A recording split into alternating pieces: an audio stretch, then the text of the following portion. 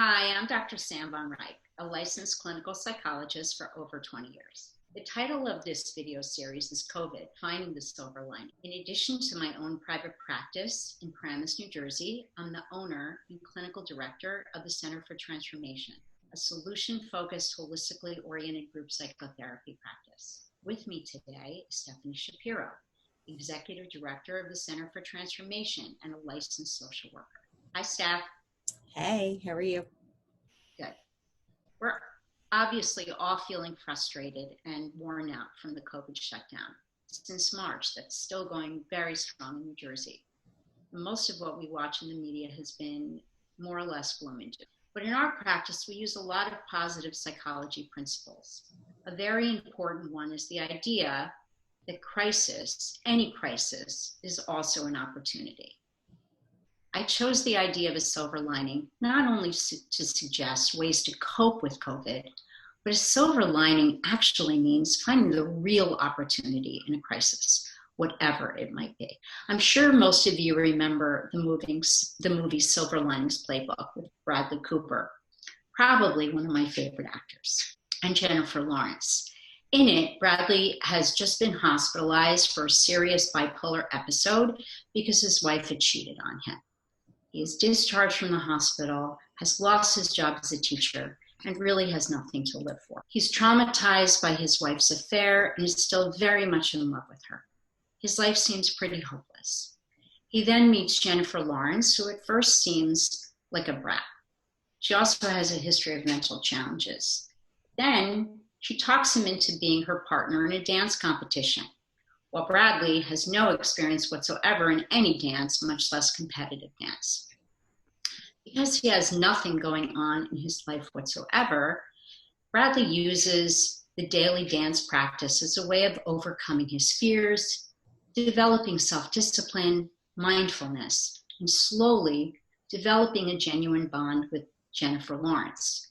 He's something to look forward to in a bad situation.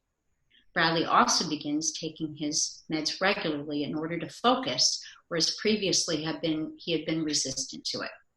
You probably know the rest. They eventually fall in love. And although they don't win that dance competition, they're both very proud of their creative, somewhat offbeat dance routine that reflects their offbeat personalities. Bradley truly used a terrible situation for his growth, and ultimately his life came back together in a new and inspiring way. In our experience, working with a wide range of clients during COVID, as well as our own experiences and those of our loved ones, it's really been the people who are able to view the shutdown as an opportunity to accomplish something, that cope with it most effectively.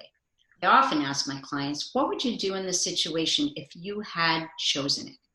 Meaning, if you had chosen to have all the extra time and space away from the world to focus on anything, what would that look like? Would you keep a journal of your thoughts?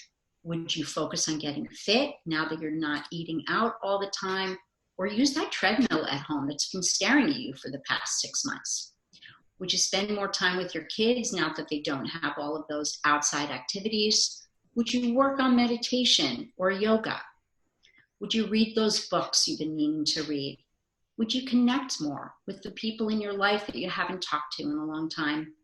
Would you take extra care of your health now that it's extra important? Stephanie, I know you live in a town that's been especially hard hit by COVID and have 3 young children. I know this has been a very challenging time, but you've made it through like a trooper.